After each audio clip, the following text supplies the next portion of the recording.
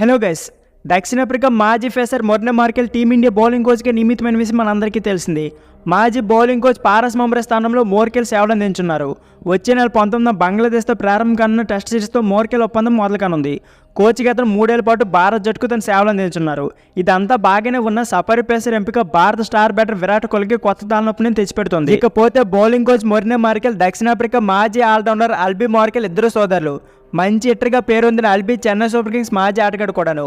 ఈ క్రమంలో ఐపీఎల్ భాగంగా జరిగిన ఒక మ్యాచ్లో ఈ సఫారీ హిట్టర్ కోహ్లీ బౌలింగ్లో 28 పరుగులు రాబట్టిన విషయాన్ని ప్రస్తావిస్తూ యాటర్స్ అయితే కోహ్లీని ట్రోల్ చేస్తున్నారు. 2012 ఐపీఎల్ సీజన్లో భాగంగా రాయల్ ఛాలెంజర్స్ బెంగళూరు మరియు చెన్నై సూపర్ కింగ్స్ జట్ల మధ్య మ్యాచ్ జరిగింది. తొలుత బ్యాటింగ్ చేసిన బెంగళూరు జట్టు నిర్ణీత 20 ఓవర్లో 205 పరుగులు భారీ స్కోర్ చేసింది. ఛేదనలో చెన్నై 18 ఓవర్లు ముగిసేసరికి 4 వికెట్లు కోల్పోయి 163 పరుగులు చేసింది. చెన్నై విజయానికి చివరి 12 బంతుల్లో 43 పరుగులు అవసరమయ్యాయి. ఈ సమయంలో బంతి కోహ్లీ చేతికి వెళ్ళింది. ఒంటి చేత్తో ధోని సేన విజయాన్ని అందుకుంది.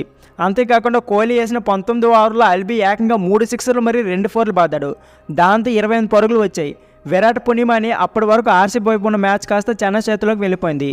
ఆఖరి ఓవర్లో విజయానికి 12 పరుగులు అవసరం కాగా 20 ఓవర్ వేసిన వినయ్ కుమార్ అవి కూడా సమర్పించుకున్నాడు.